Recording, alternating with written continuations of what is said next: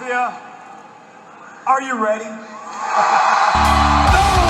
He said, are you ready? This is Brotherly Love Wrestling Podcast, your first stop for everything professional wrestling. So sit back and enjoy wrestling talk at its finest with your hosts, Larry Hall and Joe Corrado.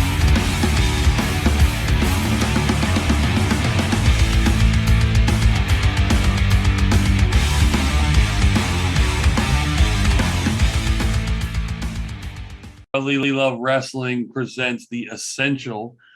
And this week we have, we have our first guest for this show. Not really a guest. He's all part of the show. We have He's our bastard child. Executive producer, with all a bunch of different titles. The wing distributor, Bill Fry, is back. The wing distributor? Yes, as we will find out why he is that. Well, yeah, I remember the Alex Zane. Bill, I didn't tell him what you told me. Who did you deliver freaking wings to now? No, it's not who I have yet. It's that Alex Zane is on the NJPW show October 16th. Oh, he's going to bring him wings again. Exactly. So I posted on Twitter and was like, so I have tickets to the show. Do I have to bring you wings? And he just simply said, yes. With no other clarification. So It looks like I'm bringing him wings. Yes. It was pretty plain and simple. Yep. So anyway, the reason we are talking the topic today is actually we asked Bill who his favorite wrestler was. If he could sit down and watch hours of one wrestler, who would it be? So this week it is Mr. Perfect, the essential of Mr. Perfect, Curt Henning, which for me was kind of daunting because I think Mr. Perfect gets the stigma of being that one little portion in WWE, and there's so much more. Yeah, but he's still even with that being said, he's still underappreciated. Even if you were just looking at his WWF career, yes, he was that guy. Like if you have that conversation, like, oh, who is that one person that never won the WWF title that should have? He's always right near the top of that list. I think with Piper and $1 Million Man. Yep, I think those are the three I typically would think of, and Rick Rude. Yes. I think he's probably in that conversation of and then you forget just how good he actually is in the ring. And then one of the most underappreciated things, and one of the things that's almost like a no-go today, is the way he sells. He has that. Yes. He has the only person that does it really is Ziggler. And it's that oversell of everything you do to make it really look like, oh, you're going through some pain. Yes. He was one of those guys that made people look really good. Always. No matter who he's in. No matter how bad the person was, i.e. Hulk Hogan. Yeah. Which one of my matches actually brings up something similar to that. Okay. Let's start with that then. Why? No, because we're going to play. It's 2-on-1. The ball's in our court. He's playing handicap. So we're going to get the extra pick. Yes. So we'll have 3. Bill will have 2. So it'll be us and Bill has 2, which it makes it interesting because this is your topic. And I did this to Larry too. Actually, Larry did this to himself. I did. Yeah, I did. And took 2 of Michael's and gave me the 3. Mm-hmm. And that makes it a little bit more interesting because then you have to, because if we don't pick one of your ones that you really, really, really wanted on there, and you had 2 others that you really, really wanted on there, that makes it a predicament. Mm-hmm. It's a game of chess, as Eggy had put it. Exactly. Even though we don't know how to play chess. Yes. Which was a correct statement. Very correct, actually. I'm sure Bill knows how to play chess. He seems like the guy. Do you, Bill? Of course. He has a portable chessboard right next to him. If any were a segue to be had, and if that was Shakespeare, I think is how I said that. That was it. Not only did I compliment him and then not compliment him, and then I set him up for a perfect segue. Yep. God, I'm good at this. I forgot how good I was at this. Good Lord. All right. So since we have 3, we'll go. Yeah, I was going to say we go first. We'll start. So it'll go 1, 1, 1, 1, 1. Yeah. So not only do we start, but we get to finish. Yes. So We're very greedy. Do you want to pick the first one? Yeah, because I'll make it easy because I wasn't able. I had to go off of sheer memory. Okay. And the first match that when Bill brought this up, or when you brought this up to Bill and you brought this up to me, the first match that I thought of was the SummerSlam Bret Hart match where Bret Hart won the Intercontinental title. Mr. Perfect's Intercontinental title run is one of the most underrated. He's one of the best Intercontinental champions of all time. If we were to do a list of title, Intercontinental title, I know Miz holds the record and all that, and modern day, that's who you think of, but Mr. Perfect was a stellar Intercontinental champion. Probably one of the greatest. Probably of all why time. he's looked at as like, how come he never made that next step? Yeah. Because heels weren't in at the time. There wasn't really a lot of room for the heels to win the title when Hulk Hogan was around and Bret Hart was around. It's only because Michaels was the babyface kind of. He wasn't the heel against Bret Hart when he won it, but I'm getting distracted. You are. So very much so. My choice. I mean, Bret Hart's going to make a lot of these essential, even when it's not. Wait, I can't wait till we get to the Bret Hart essential because that's going to be tough. And we might have already named some in previous episodes. You're going to need 30 different people on the call, each one having 6 matches. Yeah, it's going to be a lot. That is true. Bret Hart. Yeah, but it's a lot more fun when you have to narrow it down to 5. Yes, absolutely. So, yeah.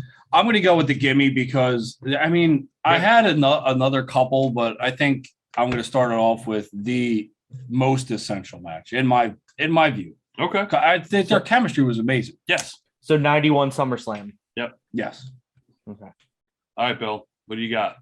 What's your follow-up? 93 King of the Ring semifinal match. Nice. So that was it was the other part because when you think I was like, oh, when Bret won the title was great. And then I was like, oh, wait, he was really good with Bret another time. And I was like, oh, okay, I remember what it was. But this is when Mr. Perfect was running his babyface run, which was weird. It was weird to see.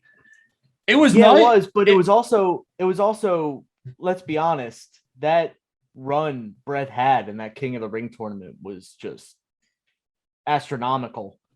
And the fact that they booked a babyface Mr. Perfect against Bret's ultimate run in King of the Ring, and the match that they put on, because it was a build-up, and they even had that brief promo right before the match where the two of them were talking, and they kind of had their back and forth, and Perfect kept talking even while Bret's music hit and he was walking out of Gorilla. I mean, they built it up, and even some of the time in that match, you could see some of Henning's heel tendencies coming out. Like he was almost reverting back to his old ways, and then he would catch himself. And so you don't see that anymore. That's storytelling at its finest. Absolutely. Right there. I mean, it's so easy too. When you have it's amazing why they don't book face versus face today. Even if it's a who is the latest newly converted face? I feel like we haven't had one in a while for WWE. You mean big time? Even small, who? It's small actually. I mean, look. Take this with a grain of salt because it's very, very, very, very small. And actually, this ought to be good. Last night, to set up for Crown Jewel, Mansoor was turned on by Mustafa Ali and turned into, which I think it was already a babyface transition anyway because they were a conflicting tag team. That was more of a heel turn by Ali than a face turn by. True, but it still puts him into that but no, face. when Ali. If I had to say, I would say Orton turning and joining RK Bro. I don't believe that's real. I think it's still all I do is wait for Orton to turn on. Yeah, I think everyone at that point. Yeah. Well, that was the thing with Ali. That's why I'm not going to accept that because he was a heel going into that tag team. He was forced into it. So that's another one where you're just waiting for something to happen. Yeah, you're right. That you were teased. It could happen. Yeah. But it didn't. You don't see that. Even Kevin Owens would have been the perfect person to do that. To revert back to because Yes. he's Yeah. was so over and Owen's stunned. Like that would have been great. And that sets him up for an eventual heel turn again. And it's storytelling. But yes, I agree with you, Bill. Those were my two tops. So I think that when I think of Mr. Perfect, I think of him paired with Bret Hart. And those were his two best. All right, so I'll take the third one. Yeah, you'll probably take the fifth one too. And so because I know you said you had a surprise, right, Bill? As far as the surprise match. So I want mine to, I don't know. I don't know if I want to go with my obscure one right now. Yeah. Oh, just do it. Don't be a wuss. Yeah, don't be a pussy. All right, so then I'm going to go November of 1986, Curt Henning versus Nick Bockwinkel. I just got turned on to this match because watching The Life of Mr. Perfect on Peacock, and they were talking about it, so I had to actually watch this match. It was an hour-long draw. It was phenomenal, about 35-40 minutes of catch wrestling, and then turns into kind of brawling. They break each other open. They're bleeding all over the place. The old 80s wrestling. It It was AWA, right? Yes, AWA. It was ridiculous. It was such a good match. And not only that, they credit that with that kind of being where he finally got it, like in the wrestling business. He started to get how all it was put together. So I felt like that should be on the list just because of the genius that was Mr. Perfect. If that's that match, I think it has to be there, and it's a phenomenal match. So, what's your last one? This is it. You got to get one more in there. Oh man, it's so tough. I mean, Is he trying to undersell this? well, I think so. Since I'm down to two, I won't use my surprise one. Maybe we'll do that as a bonus. You're down to one. No, I know. I'm saying Oh, okay. we'll The do list it is as down. He doesn't- honorable mention. He doesn't gotcha. think that it's good enough to make the actual list. Okay. January 25th, 1993. Curt Henning versus Ric Flair, loser leaves town match. The ultimate rub. Yeah. Mm-hmm. Flair gives Perfect the rub. It's Well, got to be up there. Not only that, but they Who built. knew a match that happened on Raw would make this list? Well, we had Raw then was actually watchable. Well, didn't we have Cena versus Michaels on a Raw Yes, we did. as one? Yes, we did. Yeah. And I think this was looking back and seeing Ico Pro up in the stand. Yeah, exactly. That was the build from the Rumble when Perfect eliminated Flair and Bobby Heenan kind of set fire to the flame and kind of initiated this whole thing. And because Henning had Flair's back in the 92 Rumble. Mm-hmm. And then, tear in his eye. And then Henning tossed Flair in the 93 Rumble. And Heenan sat there and was poking and prodding both of them. And eventually led to the loser leaves town match. God, that's another one. Like the loser leaves town. Like, and he knew Flair was gone. Yep. Like he knew Flair was gone, and he still like that's a way to put someone over. Not like because you're not burying them. Because I mean, Perfect ended up leaving as well, but not until after he took a little sabbatical because he hurt himself and came back. Well, yeah, I think that is like I think the genius that is Mr. Perfect, and like the way he could do things, he could make you believe anything. When he's around the ring, no matter what, even on commentary, he made you believe everything. You thought he threw that ball. Well, no, that's the production. I'm just saying. I mean, he made me believe that he could throw a touchdown for himself. Let's be honest. He is he's also credited with some of the best wrestling vignettes ever.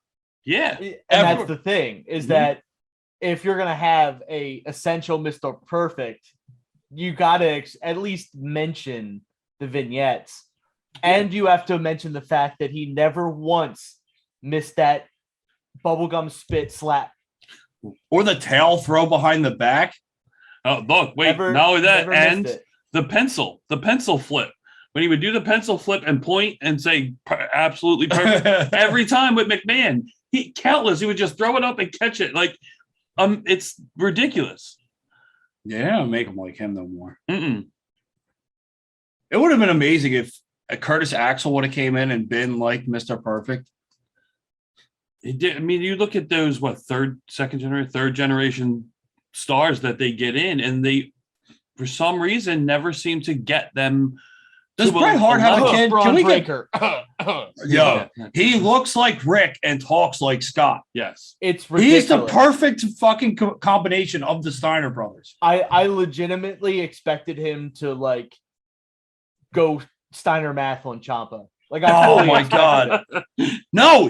Samoa Joe needs to come back, and he needs to cut the Steiner promo on Samoa Joe. This spells disaster for you, Samoa Joe. yes. Like that has to be referenced at some point if you're smart, because people would lose their shit. But Breaker, God, I hate with the passion the name and what they did. Like he should be a Steiner. Well, all right. So let me. Like a Steiner. No, he should be a Steiner. Wait. Okay. Yes, I agree. Steiner's a way better name, but that's not his name anyway. No, it's Rex Steiner. But that's not their real name. Steiner's not their real name. Yeah, it's Rex Steiner. Yeah. Yeah. But like, why would you? First of all, if you're him, I get the whole Steiner thing, but in WWE, he's wearing the exact same singlet that Rick wore. But you want to give WWE that Steiner name with everything going on? You want to give WWE that choice of having that name? I wouldn't. I'm glad he doesn't have it, because look at the track record with WWE and their stars.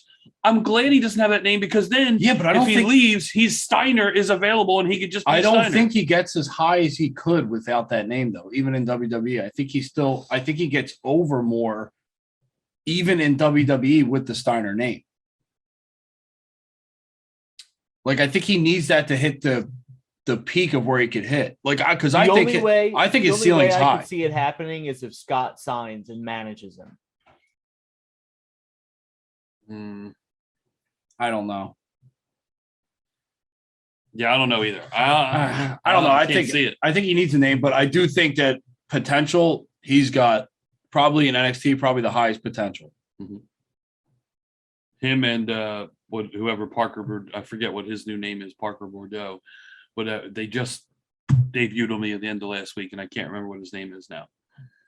He's not. He doesn't look like. He's like a foot and a half shorter than Brock Lesnar. No, the physique and the haircut, he looked like Brock. Yeah, but if you put Brock next to him, Brock's going to look like he can eat the guy. I didn't It's an unfair comparison. He's not the next big thing when the first next big thing is bigger than you. You're the next littler thing. It's Harlan, by the way. Thank you. Harlan?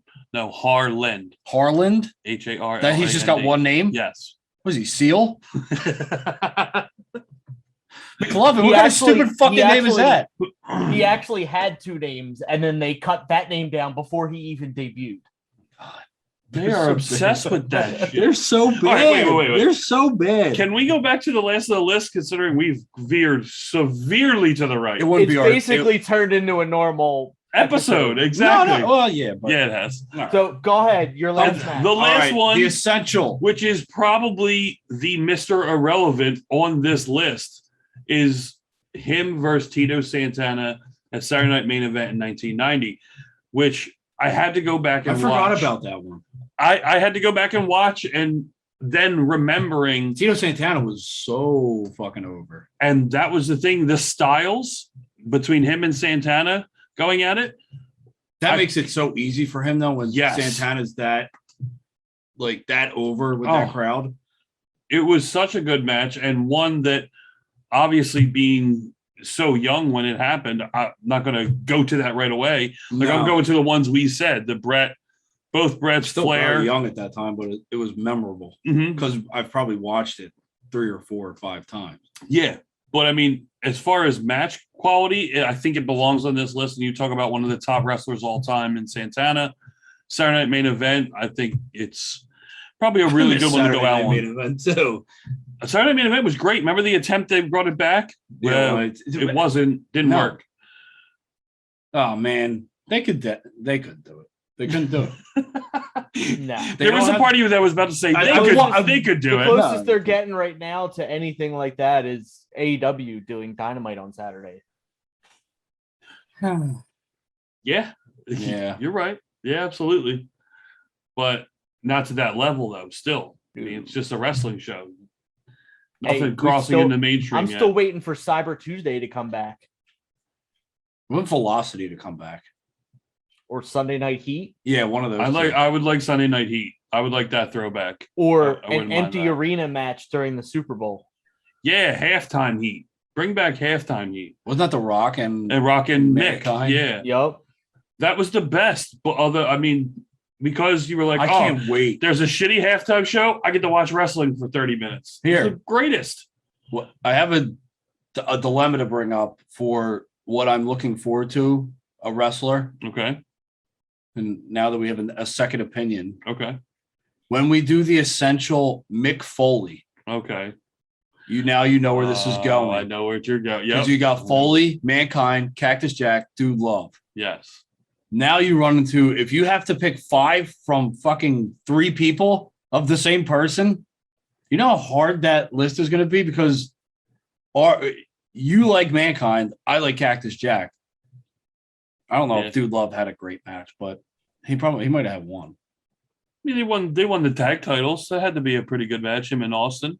Yeah, he came out Yeah, but To not as help good as Rock Austin. and Sock Connection. I agree. because Austin refused to be Yeah. tag partners with Mankind. Oh, man, and then Yes. Dude That's Love. the birth of Dude Love. Yes. hmm And he got the green light for that. Mm-hmm. Yeah. That's insane. Yeah, that's a good one. I didn't even think to the future of that. And you know what? Because I want to do that one. Like, we gotta find a hardcore wrestler whose favorite wrestler is Cactus Jack or we I know, think we I know think some if you're guys from gonna- If you're H2O. gonna do that, you also have to consider potentially doing, like, say, time frames, like the Essential Mick Foley for the '90s decade, the Essential Oh, Mick boy. Foley for the 2000s, and do the same for like Brett. Because honestly, can you narrow Brett down to 5 matches? we're gonna have to. Yes. Yeah, we're gonna We have got to to do the essential Look, 3 faces You of can't Foley.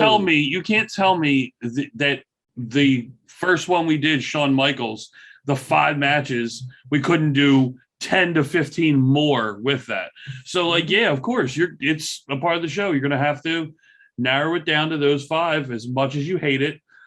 Just like we did last week when I pulled out my first one for John Cena. I didn't even have it on my fucking He list. was so mind blown when I said it because I said the RVD match at One ECW Night Stand 2006. and like completely blew his mind. completely derailed my Yeah. whole. And then I had to hope because like he had the last pick. I had to hope Mhm. that he picked the one that I needed him to pick, or the fucking list would have been shot.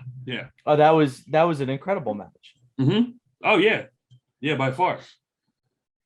So, well, I think that'll wrap it up. We Yeah. hope. Although I do want to make an honorable mention. Oh, that's right. Oh, yeah, yes. yeah. What was that match? It was actually a set of matches Okay.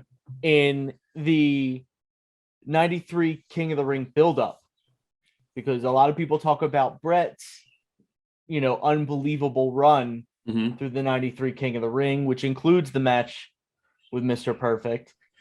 Mr. Perfect had a set of matches against Doink the Clown. And it's funny. I remember. several time limit draws, and that Doink had the full evil crazy clown gimmick going on, and Curt snapped during one of the time limit draws and just kept going after him and beat him up and perfect plexed him after the bell rung for the time limit draw, and got on the mic and was like, I want 5 more minutes. Like, it was yeah. I The wanted to clown has honorable entered the mention discussion. Yeah. how, but That that's my way out that of might- the way one. Who would have ever thought that Doink the Clown? That might be the last time he gets mentioned in this essential series. Unless you do an Most likely. essential Doink the Clown. No, I don't think. No, I think It would be No. him versus Jerry Lawler in the Survivor Series. I could add it. Well, no, That it's was not another him. match for Mr. Perfect. Yeah. was against Jerry Lawler in AWA. Yes, I watched that match too. That was very, very good. Yeah. That was another one. Yep. But that was a good one, though. I like that honorable mention. That was a good pick. So we hope everyone enjoyed. We still obviously haven't chosen our next subject. It depends on if we can get somebody on or not. So that we'll be able to see, hopefully. Well, either within the that or coming you'll days. just be stuck with me again. Yeah, either way, one of those. But so we hope you enjoyed and keep watching. And we hope you like watching this. And look, if you have any suggestions, send them over to us, comment, tweet at us, DM, anything. Let us know who you want to see in our Essential series. So thanks once again. Have a good night.